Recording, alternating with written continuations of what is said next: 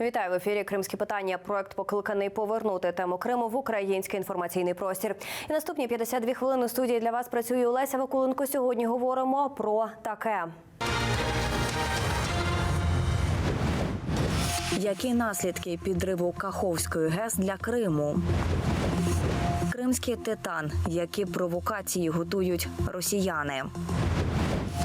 Незаконний вирок Богдану Зізі. Російські окупанти мінують завод «Кримський титан». Таку заяву 2 червня зробив очільник Херсонської обласної військової адміністрації. Більше про те, що являє собою цей завод і про витік, який вже ставався у 2018 році, далі. У 2018 році в Криму стався перший серйозний викид у повітря хімічної речовини з заводу «Кримський титан». Це підприємство, яке виробляє хімічні речовини різних типів і призначень. Тоді, в 2018-му, Міноборони України стверджувало, що росіяни проводили навчання біля «Титану» і декілька снарядів потрапило в резервуар з відходами хімвиробництва. Окупаційна влада, в свою чергу, стверджувала, що проблема в погоді, спеці та тривалій відсутності опадів. У результаті викидів тоді постраждав 61 український прикордонник, що знаходився на адмінкордоні з півостровом, і близько 500 людей з Херсонських областей вивозили на реабілітацію. Офіційних даних по кількості постраждалих кримчан редакція не має. За даними сил спротиву, росіяни готують чергову провокацію на хімічному заводі в Армянську, тимчасово окупованого Криму. Вони завезли на територію заводу «Кримський титан» вибухівку і мінують територію. Ми прекрасно усвідомлюємо, що спричинить ймовірний вибух на заводі. Це буде другий Чорнобиль. Викид в атмосферу тисяч тонн отруйних речовин призведе до смертельної небезпеки людей і довкілля. Постраждають мешканці Ар-Крим і як мінімум ще 7 областей України, а також Туреччина і сама країна-агресор. Більше про те, що відбувалося в 2018 році у навколишніх селах, ми запитали нашу колегу Олександру Єфименко. Вона в той момент працювала в окупованому Криму. Я працювала безпосередньо в Армянську, і я була в Перекопі і біля заводу. Ясно, що на завод я не заходила, тому що це вже окупація, і коли ти незалежна кореспондентка, достатньо складно комунікувати з окупаційною владою. Але те, що я побачила в Армянську, власне, я познайомилася з місцевими мешканцями, які показали мені свої квартири і в якому стані їхні квартири. Все було в іржі. В сенсі, коли я кажу «все», це в прямому сенсі «все». Це були ржаві виделки, ржаві ножі. Там в одній квартирі мені показували, людина займалась ювелірними виробами, і ось цей прилад для ювелірних виробів, він весь був помаранчевого кольору.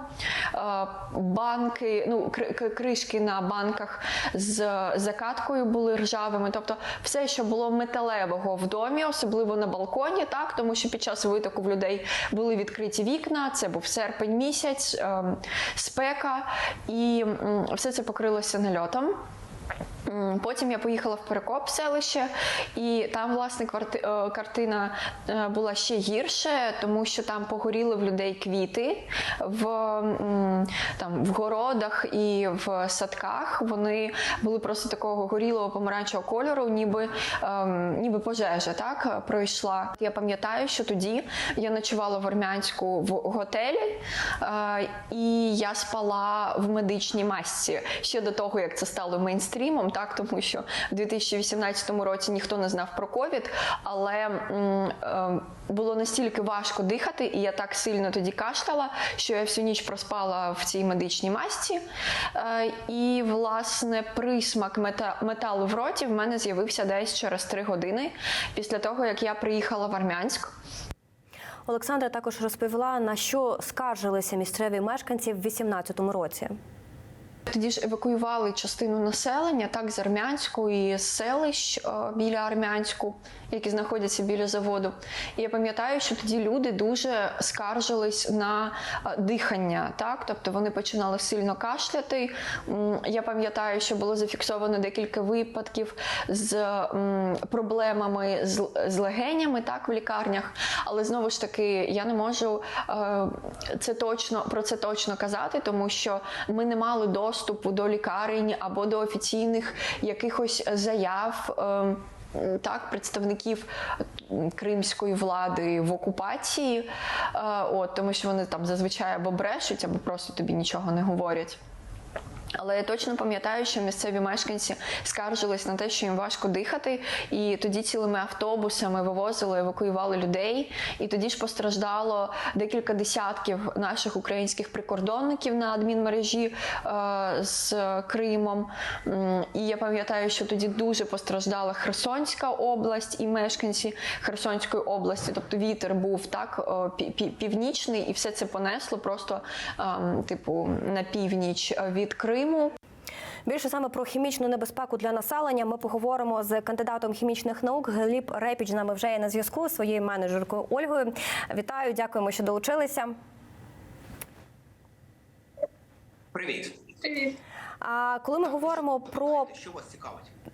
коли ми говоримо про кримські титани і про заяву, яку зробив очільник Херсонської ОВА щодо можливих провокацій з боку росіян, та якщо росіяни таки вдадуться до провокацій, яка небезпека може чатувати, якщо вони використають ту вибухівку, яку, за інформацією голови Херсонської ОВА, росіяни завозять на завод «Кримський титан»?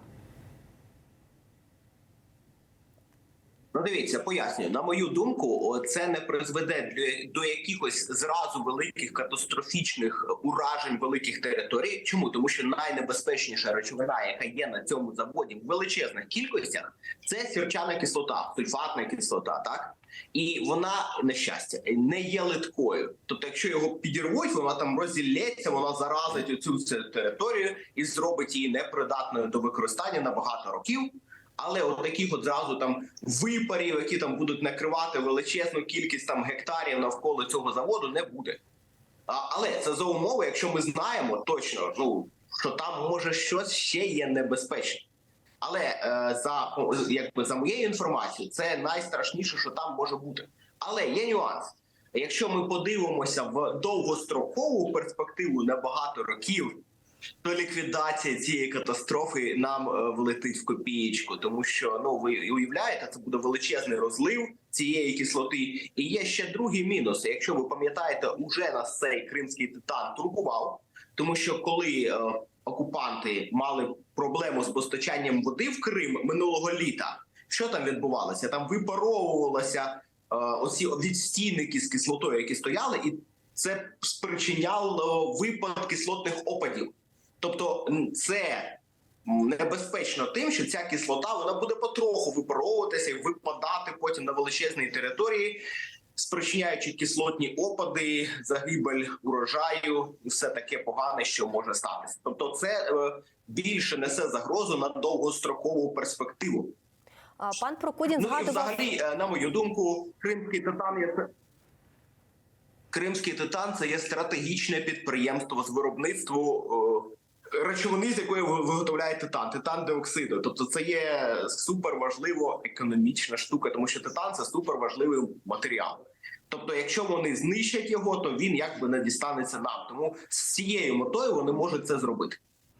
Пан Прокудін просто згадував про те, що потенційно наслідки можуть бути приблизно для 7 областей України, а з того, що ви сказали, тобто, в принципі, напевно, не такий масштаб може бути.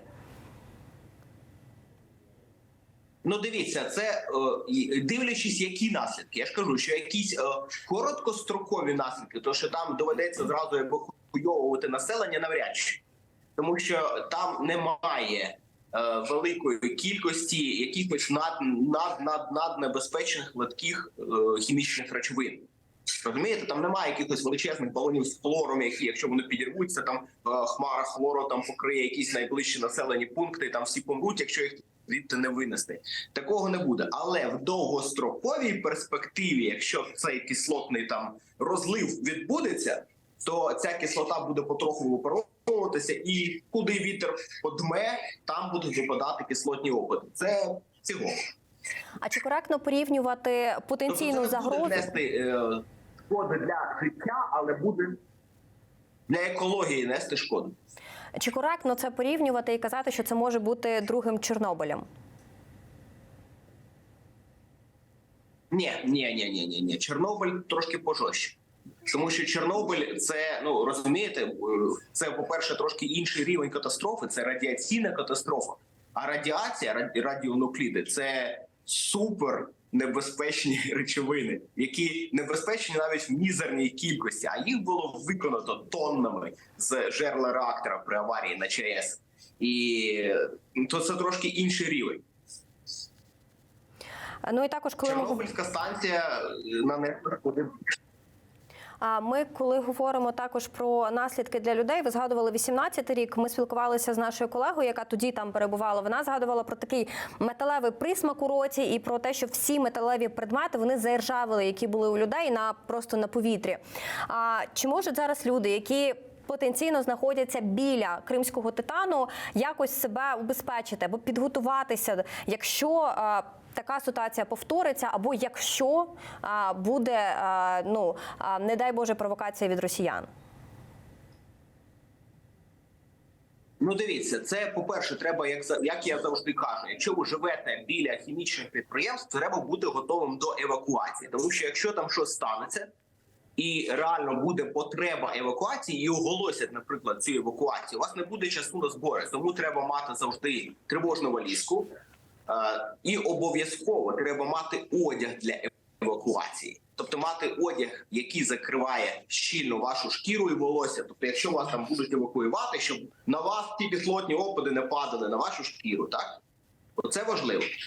І бажано, якщо ви живете біля великих хімічних підприємств, мати протигаз. Тому що зараз, ви ж бачите, що може стати. Ну, наприклад, будь-яке хімічне підприємство, на них можуть бути, наприклад, хлор, амоніак, інші речовини в балонах. Так? Якщо прилетить ракета і це вибухне, це може спричинити викид великої кількості цього газу і так, ураження. Тобто, якщо у вас не буде протигазу, це може закінчитися летально. Дякую дуже за пояснення. Дякую, що долучилися. Це моя рекомендація. Дякую дуже за пояснення. Дякую, що долучилися. Кандидат хімічних наук Гліб Перепіч був з нами на зв'язку. І далі ми продовжимо і цю тему, а також поговоримо і про острів Джерелгачі. З нами на зв'язку є зоолог і доктор біологічних наук Павло Гольдін. Пане Павло, вітаю. Дякуємо, що долучилися. Зараз налагоджуємо зв'язок. Я нагадаю, що наприкінці травня стало відомо, що Росія засипала перешийок між островом Джерелгач та окупованою територією Херсонщини піском для його використання у військових цілях. Про це тоді заявила керівниця прес-центру ОК «Південь». І про Джерелгач, і про загрозу для екології і для тваринного світу у випадку, якщо буде провокація на Кримському титані, запитаємо у зоолога і доктора біологічних наук Павло Гольдін. З нами вже на зв'язку. Вітаю, дякую, що долучилися. Добрий день. Пане Павло, перед тим, як поговорити про Джерелгач, я хотіла повернутися до теми Кримського титану. Очільник Херсонської обласної адміністрації казав про те, що росіяни готують там провокацію, принаймні за його даними, вони на завод завозять вибухівку. У випадку, якщо вони до такої провокації вдадуться, наскільки великим буде вплив і шкода для екології території, яка буде забруднена? Головне джерело небезпеки в цьому випадку – це сполуки важких металів, зокрема того титану, який перероблявся на заводі протягом декількох десятиріч. Також продукти виробництва кислот, які там є зараз. І найбільша загроза в тому, що вони можуть потрапити у воду, а там поруч з боку Чорного моря знаходиться Краківницька затока, яка є одночасно акваторією важливою для морських ссавців. Там трапляються всі три види наших чорноморських китоподібних, і також ця акваторія є важливою для морських птахів. І одночасно це важливо нерестовище для осетрових риб, і ще в центрі Краківницької затоки розташоване так зване малофілофорне поле з філофори, це червона водорість. І отже, всі ці організми, які населяють Каркінівську затоку, це буде для них джерелом небезпеки. З іншого боку, розташована затока Азовського моря Сіваш, яка є також надважливішою акваторією для морських птахів, і так само ці птахи залишаться у небезпеці через потрапляння важких металів. Отже, так співпало, що те, що роблять росіяни останніми тижнями, і те, що вони роблять на острові Джерелгач, і підрив дамби Каховської ГЕС, яка нас всіх шокувала, і зараз колеги з багатьох інститутів оцінюють можливі наслідки і що відбувається, слідкують, стежать за процесом, що саме відбувається на цих територіях і в цих акваторіях.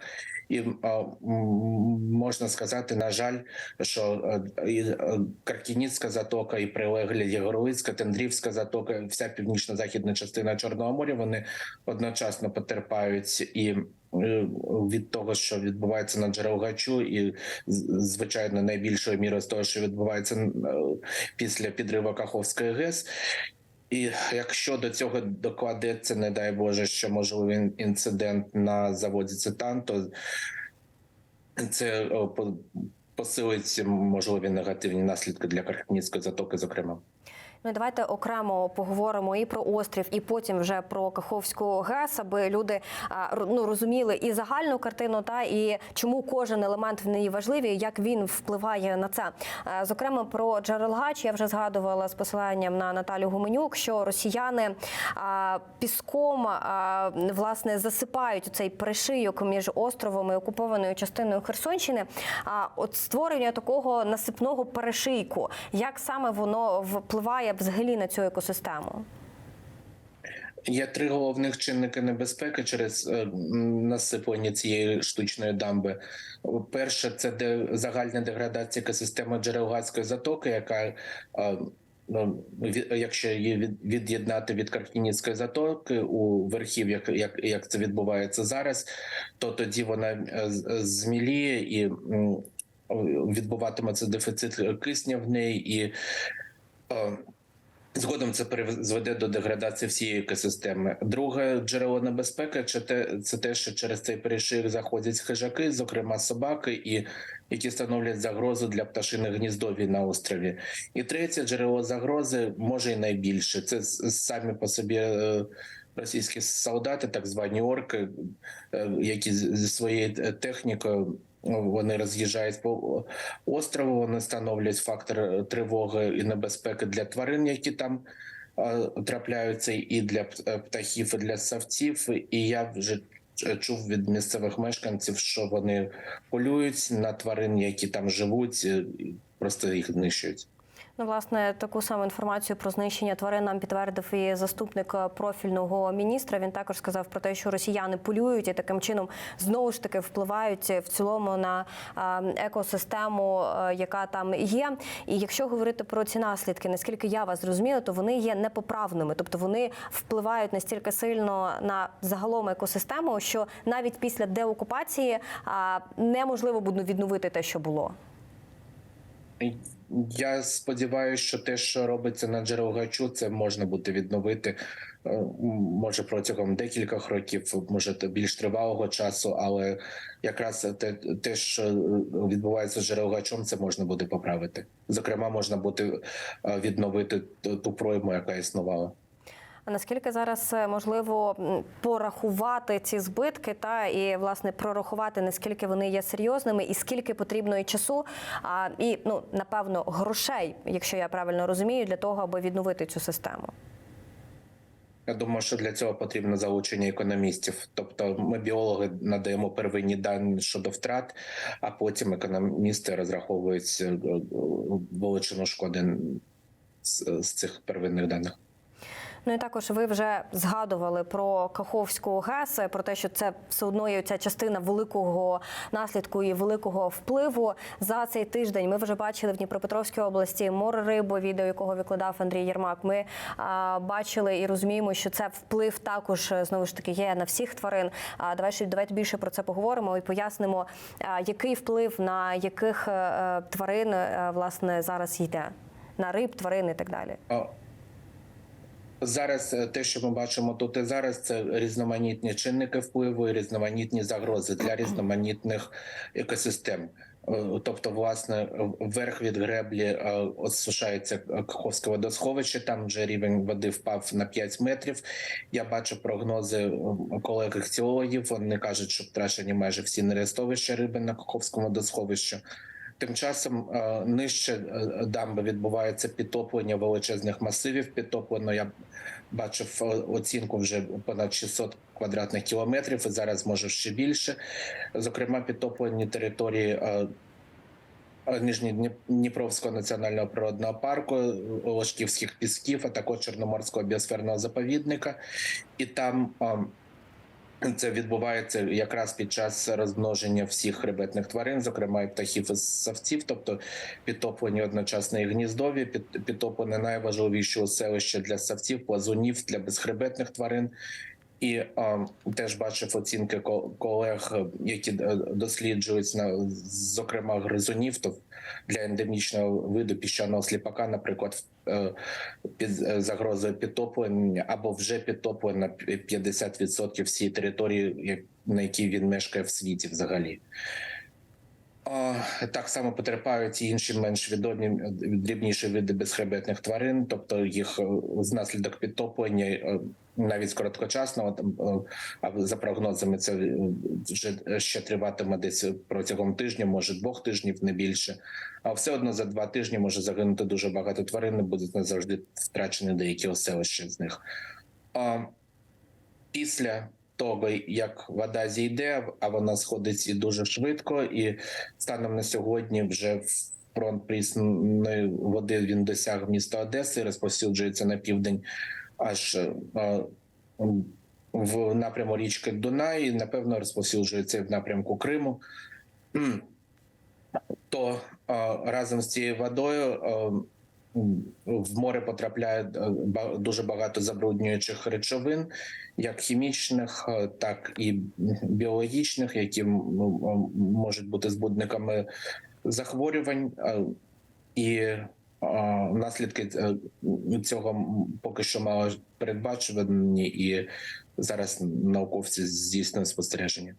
Наскільки великою може бути зона ураження? Бо зараз наші колеги з Суспільного Одеси вже публікували фото, що на Одеське узбережжя вже починають виносити певні речі, і в тому числі і небезпечні предмети, і міни, і нерозірвані снаряди. Тобто ми розуміємо, що та сфера, куди може це впливати і до яких берегів може це сягти, вона може бути достатньо великою.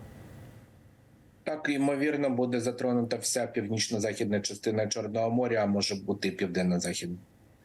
Тобто мова йде, якщо казати про наші береги, то це буде Одеська, Миколаївська область, Херсонська та Крим з Севастополем, а щодо інших країн, то ймовірно буде охоплена Румунія, може бути і Болгарія. Ну і в контексті цього ми з вами вже в минулих програмах спілкувалися саме про вплив на дельфінів і військових дій. І зараз вже є і інші небезпеки, зокрема і в квітні поблизу тимчасово окупованого Криму в соцмережах люди починали викладати фото з більш ніж 100 загиблих дельфінів. Зараз чи ще погіршить ситуацію і те, що відбувається на джерелах Гачі, і підрив Каховської ГЕС? Звичайно, це створює ризики і загрози для популяції чорноморських китоподібних, проте я наголошую, що станом на зараз ми не маємо якогось ясного прогнозу, що саме може відбутися і скільки дельфінів може загинути.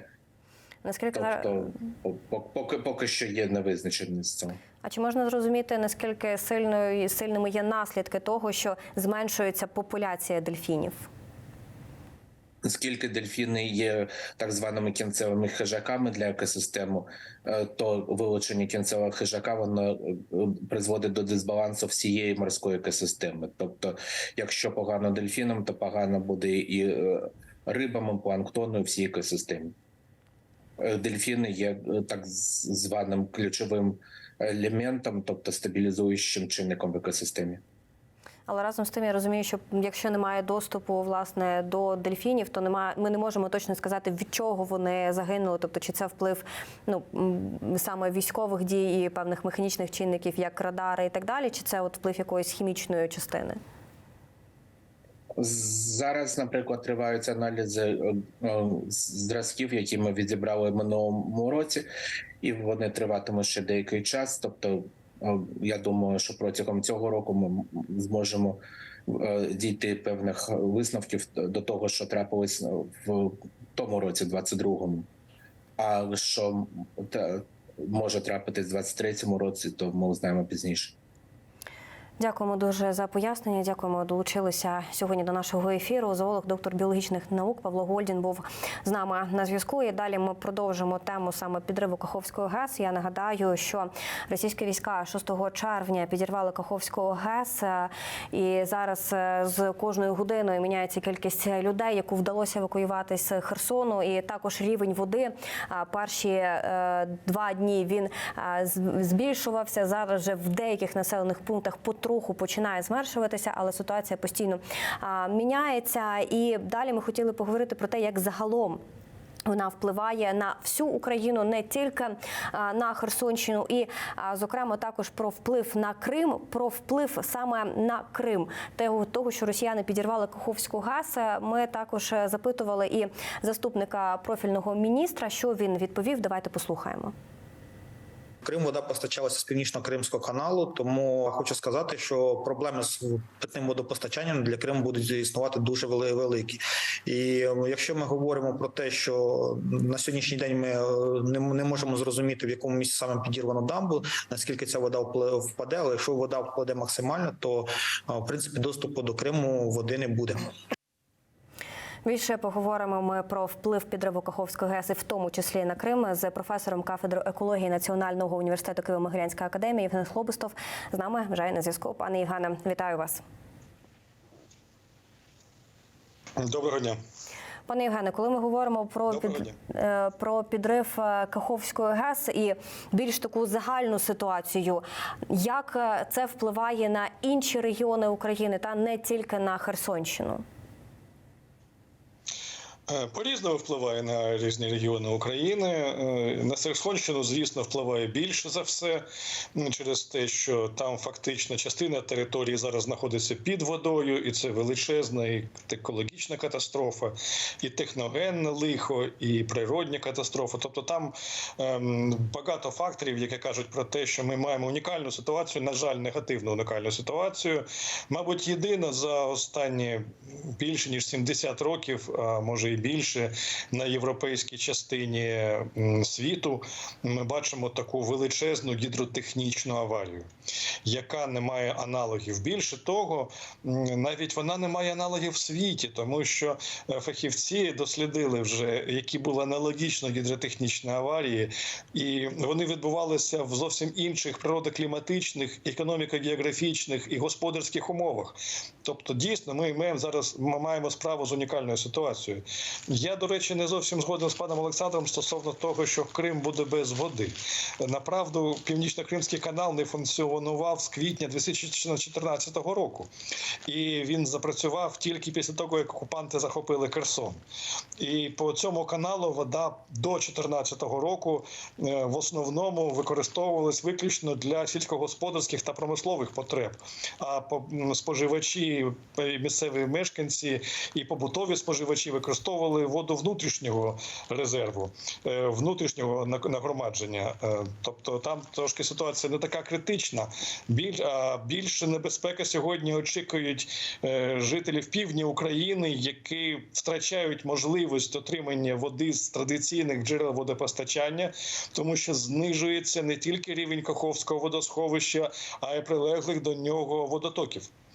І таким чином ми будемо мати поки дуже великі ризики стосовно того, що нам буде потрібно особливі заходи приймати для забезпечення нормального, санітарного, витриманого з показниками водопостачання. Ну і зараз ті кадри, які бачили глядачі, це був тимчасово окупований Крим. Це було в минулі роки, тоді, коли було обміління деяких русел каналів. І тоді це так само впливало на, скільки я пам'ятаю, на сільськогосподарську саме частину, бо саме там не вистачало води. Тобто повторення такої ситуації зараз не буде, скоріш за все. Зараз не буде. Чому? Тому що, по-перше, сільське господарство в центральній частині Криму, воно фактично скоротилось до мінімуму практично з перекриттям Північно-Кримського каналу. І після того вони навіть не намагалися там щось відновити, бо ця територія потребує або агротехнічних змін, тобто використовувати унікальні, достатньо специфічні агротехнічні засоби, технології, заходи, системи, які дозволяють вирощувати зернові культури чи інші культури от на такій напівпустельній території, дуже пересушеному степу. На жаль, кримська влада окупаційна пішла іншим шляхом, вона просто припинила стимулювати і розвивати сільське господарство. Коли вони відкрили Північно-Кримський канал під час повномасштабного вторгнення, туди пішла вода дуже з високим рівнем замулення, ну і, звісно, її, в принципі, не можна було використовувати для комунально-побутових потреб. Те, що ми всі зараз побачили, ну, на жаль, це те, що чекає наші землі за умов відсутності зрошення там, де воно просто необхідно. І таким чином ми маємо цей потенційний економічний виклик для нашої держави, тому що зараз під великим питанням знаходиться подальше функціонування взагалі всього зрошувального землеробства на цих теренах, на півдні України, на Херсонщині. І це дуже велика для нас небезпека стосовно майбутніх врожаїв і майбутньої експортної спроможності України. А оця якраз система зрошування, наскільки, ну, чи можна зараз взагалі порахувати, скільки потрібно часу для того, аби її відновити? Дуже важко порахувати. Нам потрібно взагалі-то буде витратити чималий час і засоби, і матеріальні ресурси, щоб щось аналогічно зробити в інших джерелах водопостачання. Або відбудувати дамбу на Каховському водосховищі, щоб збільшити його водність, або перенести джерела водопостачання на інше водосховище, ну, на Дніпровське водосховище, наприклад. Так що, направду, тут ситуація дуже складна, тому що за цей час іригаційні системи можуть втратити свою здатність ефективно пропускати воду. Ви згадували про те, що можна з інших джерел якось брати воду. І, зокрема, ви згадували, що один з варіантів – це відбудова, власне, зруйнованої ГЕС. Я згадую, що ще... Тільки греблі. Тому що відбудувати ГЕС – це дуже коштовно, дуже довго в часі і не дуже економічно виправдана така ініціатива, м'яко кажучи. А от частину греблі відбудувати, щоб заповнити хоча б частково Каховське водосховище і дати можливість розвивати зрошувальне землеробство, це така можлива такий захід, така ідея, вона цілком може бути слушною. А може бути інша. Тут треба експертне все ж таки більш широке обговорення цього питання, що можемо просто цю іригаційну систему можемо підключити на інше водосховище, але я не фахівець в меліорації. Я не буду тут далі на це акцентувати вашу увагу. Пан Сирота, представник Укргідроенерго, казав про 5 років приблизно, але він це казав для ГЕС. Тобто просто дамбу можна швидше відбудувати. Не готовий сказати, що це може бути швидше, але якщо ми кажемо про весь комплекс ГЕС плюс гребля, ну то скоріше за все, що на дамбу ми витрачимо менше років. Я відверто вам скажу, я не впевнений, що нам є сенс відбудовувати саму гідростанцію, тому що в нас є поруч 2 потужні атомні станції – Запорізька, Південно-Українська. Взагалі загальний баланс гідроенергетики в загальному енергобалансі України, ну він невеликий, він значно менше 10%. Тобто, на мою думку, нам сьогодні треба буде вирішувати настільки багато нагальних економічних питань після війни, що, можливо, ми обійдемось без Каховської гідростанції, а якось по-іншому будемо вирішувати цю проблему на рівні, може, тільки греблі або альтернативних джерел постачання води для сільського господарства. Ми розуміємо, що будь-який з цих варіантів можливий лише після нашої перемоги і після деокупації цих територій. І коли ми говоримо саме про наслідки, зараз в деяких районах вже потрохи починає спадати вода, зокрема на території Миколаївщини. От вчора нам казав очільник Сінгрінської громади, що приблизно 4 сантиметри вона вже трошки впала. А зараз, якщо робити певні прогнози, що взагалі буде відбуватися, які території точно залишаться затопленими? Важко сьогодні сказати, які залишаться затоплені. У нас буквально сьогодні була з цього приводу нарада, і фахівці не дійшли єдиної думки стосовно того, які території залишаться після того, як піде вода. Ми сьогодні зовсім не можемо нічого конкретно з цього приводу заявити на широкий загал. Спостерігаємо, дивимося за динамікою. Є декілька моделювань, як воно може бути, але жодне з цих моделювань не має прямого відношення до тієї реальності, яку ми побачимо за декілька тижнів. Тобто оцінити, умовно кажучи, наскільки... Єдина проблема, яку на сьогодні... Пане Євгене, чуєте нас? Алло? Так, трошки Так, знову чую. пропадав зв'язок, та чуємо вас. Так. Через декілька тижнів ми побачимо ситуацію більш-менш стабільну з рівнем водності. Тоді ми зможемо сказати, де вода залишиться надовго. Скоріш за все, вона буде залишатися озерцями, такими невеличкими водоймами. Вони будуть закритими для зовнішнього впливу. І саме ці водойми будуть, на жаль, джерелом найбільшого розповсюдження потенційних бактерій, інфекцій. Щось таке, що дійсно впливає на здоров'я людини і що становиться небезпеку. Єдине, що ми маємо вже сьогодні бути свідомими того, що всі колодязі на території, яким цим чи іншим чином дотичні до місця катастрофи, мають перевірятися, і місцевим жителям треба бути дуже уважними і обережними, якщо вони користуються водою з таких колодязів. Прислухатися до позиції місцевої влади і військово-цивільної адміністрації, тому що саме в цих колодязях через підводне просачування води через поверхневі горизонти там можуть опинятися небезпечні речовини, які будуть шкідливі для здоров'я.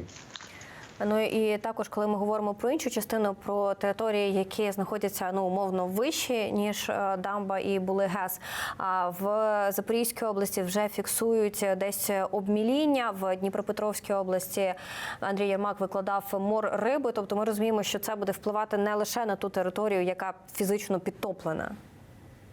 Так. Нам на сьогодні з морем риби взагалі треба особливо швидкі заходи вживати, тобто створювати якісь способи утилізації цієї риби, може якісь там, вибачте, так, рибні крематорії чи щось таке, щоб як швидше збирати цю рибу і не допускати того, щоб вона розкладалася на місці там, де вона сьогодні є, щоб ні в якому разі її не використовували місцеві жителі, тому що вже пройшла доба, як вона опинилася на суходолі, і цю рибу ні в якому разі не можна вживати.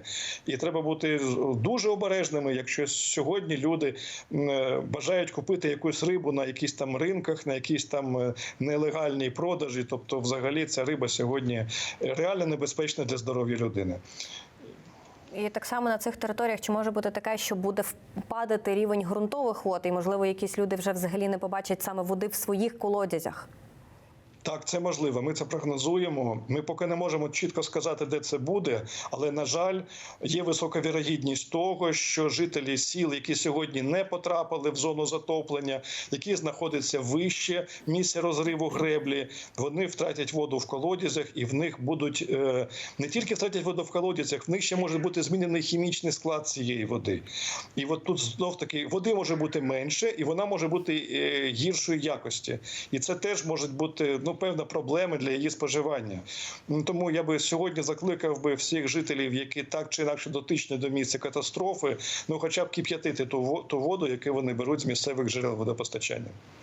Ну і давайте тоді ще прояснимо, бо ми поговорили про те, що знаходиться умовно Вищий ГЕС, про Херсонську область, про інші території. Зокрема, коли ми говоримо про узбережжя Чорного моря, на Одещині вже люди фотографують, викладають в мережі уламки будинків, дерева, іноді навіть міни і вибухонебезпечні предмети, які може прибивати до берега. Тобто наслідки підриву можуть десь випливати в прямому сенсі цього слова на набагато ширші території.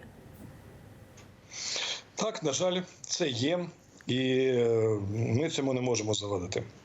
Єдине, що треба, щоб люди просто були обережні, розуміли, що таке лихо сталося, і що навіть на побережжі Одещини стан морської води на сьогодні може бути небезпечний для здоров'я, а все, що плаває в воді, може так бути небезпечним. Тому що якийсь предмет чітко ідентифікувати – це важко, і тому краще взагалі нічого не чіпати, не користуватися морською водою для відпочинку чи для інших цілей. І в тому числі це ще обмеження для будь-якого судноплавства в цих регіонах. Так що ситуація, на жаль, поки не стабілізувалася і не покращилася. Ми бачимо, що величезна кількість сміття вже потрапила в Чорне море, вже йде Дніпровсько-Бузьким лиманом, і це продовжується. Аж поки ситуація з водністю не стабілізується, на жаль, ми будемо це спостерігати. Будемо повертатися до цієї теми вже в наступних ефірах. Дякую дуже за пояснення. Дякую, що долучилися. Євген Хлобистов, професор кафедри екології Національного університету Києво-Могилянської академії, був з нами на зв'язку. Ну і вже в фінальній частині нашого ефіру ми поговоримо про іншу тему. Вівторок, 6 червня, Південний окружний військовий суд Ростова-на-Дону засудив кримського художника та активіста Богдана Зізе до 15 років позбавлення волі у колонії загального режиму.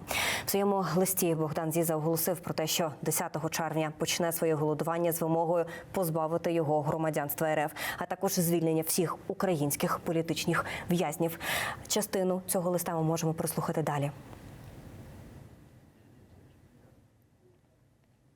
Я, Зіза Богдан Сергійович, будучи громадянином України, перебуваючи при здоровому розумі та ясній пам'яті, розуміючи значення своїх дій, усвідомлюючи наслідки, оголошую голодування, вимогами якого є позбавлення мене громадянства Російської Федерації, а також звільнення всіх українських політичних в'язнів з російського ув'язнення та передачею українській стороні. Також я виступаю проти примусового годування, яке може бути до мене застосовано. Подібні дії прошу вважати тортурами, оскільки будуть виконані проти моєї волі. Прийом їжі буде припинено 10 червня 2023 року. Більше про незаконні вироки, про стан самого Богдана Зізи ми поговоримо з його сестрою. Олександра Баркова вже є з нами на зв'язку. Вітаю, дякую, що долучилися. Доброго дня. Олександре, ми з вами говорили в попередніх ефірах про вашого брата. Зараз маємо, на жаль, вже вирок. Як ви, як родина, це сприйняли? Звичайно, ми були здивовані тим, що прокурор запросив аж 18 років позбавлення волі. Просто для порівняння, в Росії за вбивство і насилля дають максимум 10 років. А Богдан вилився ні жовту фарбу на двері адміністрації. Це по факту все, що він зробив, жертв не було. Це дуже дивним нам здалося. 15 років в цілому ми очікували, бо цей термін був оголошений завчасно, але сподівалися, що це буде принаймні 10-13 років, тому все одно так, трошки в шоці. Зараз чи є розуміння, де взагалі Богдан буде перебувати, в якій колонії? Тобто, чи буде взагалі можливість його навідувати, передавати якісь речі, спілкуватися з ним? Наскільки я знаю, через те, що Богдан оголосив голодування, наразі його можуть ізолювати у в'язниці в окрему камеру, де з ним буде дуже мало зв'язку. Максимум адвокат зможе інколи приїжджати. Надалі я знаю, що його мають етапувати в Новочеркаській, як це роблять з усіма в'язнями після вироку. І далі ми не знаємо. Ми чули лист, який написав Богдан Зіза. Чи вдавалося більше якось поспілкуватися, можливо, через адвоката?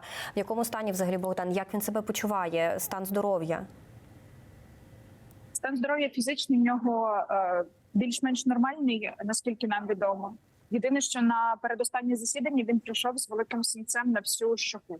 Його не дозволяють фотографувати. Незалежний кореспондент, який прийшов на засідання, його заставили видалити фото і відео, і аудіозапис. Тобто чомусь його не хочуть, не дозволяють показувати. Але наскільки я знаю, що фізичний стан більш-менш в порядку. Але моральний стан подавлений, адже ніхто не знає, що буде далі, і ніхто не знає, що далі робити. І в останньому своєму слові Богдан використав рядки з пісні «Крила» українського репера Артема Лоїка. Ми з ним зв'язалися, ми попросили його записати відео в підтримку, так би мовити, відреагувати на це. Ми можемо зараз послухати, що саме сказав Артем Лоїк. Сьогодні Сімферопольський суд виніс вирок Богдану Зізі, який майже рік тому розфарбував жовто-блакитними фарбами адміністрацію в Євпаторії. Його звинуватили в тероризмі. Вирок 15 років. В останньому слові Богдан цитував рядки з моєї пісні «Крила». «Я не червоний, я багряний. Я не римую для партера. І це не рими, це є рани. Та я не Мельник, я Бандера. Для мене велика честь, що такі люди, як Богдан, цитують мої пісні. Впевнений, що це відео не допоможе, але переконаний, що ми повинні знати своїх героїв, знати про їх вчинки. А також ми повинні знати про цей абсурд, який коїться в Криму і в Росії. Нехай здохнуть всі ті окупанти, всі ті судді, всі ті продажні представники влади. На всіх нас є один Божий суд. І він буде. Слава Україні! Олександро, чи можуть зараз люди якось долучитися, допомогти, якось підтримати Богдана? Так, йому наразі можна писати листи, поки що можна. І я думаю, що в подальшому можна буде. Через сайт Zona.telecom стається. Треба дізнатися детальніше, він розповідає. Це велика підтримка, він читає всі листи, які йому надсилають. Він знає про підтримку українців. І це насправді і є рушійною силою того, чому він досі бореться і досі не опустив руки. Також, звичайно, нам потрібні репости. У нас є сторінка на підтримку Богдана. Ві Богдан Зіза в інстаграмі. І там ми ділимось останніми новинами. Власне, будемо висвітлювати там всю історію голодування, яке почнеться. З голодуванням Богдан казав, що він просить позбавити його громадянства і звільнення всіх українських політв'язнів. Ми розуміємо про звільнення всіх політв'язнів. Щодо позбавлення громадянства, можливо, вдавалося, бо ви знаєте, чому самі такі вимоги? Тому що після 2014 року, аби залишитись на окупованій території жити, а це був його свідомий вибір, залишитись жити, бо в нього там бабуся старенька, і щоб залишитись там, росіяни всім примусово давали паспорти і призначали своє громадянство, адже вони вважають, що кримчани – це росіяни. І наразі Богдан хоче просто позбутись цього громадянства, але основна його мета, звичайно, це звільнення всіх політв'язнів. Він дуже співпереживає всім, адже він знає і бачить, які тортури переживають кожен день політв'язні. Взагалі всі наші люди, всі українці, які знаходяться за ґратами в Росії.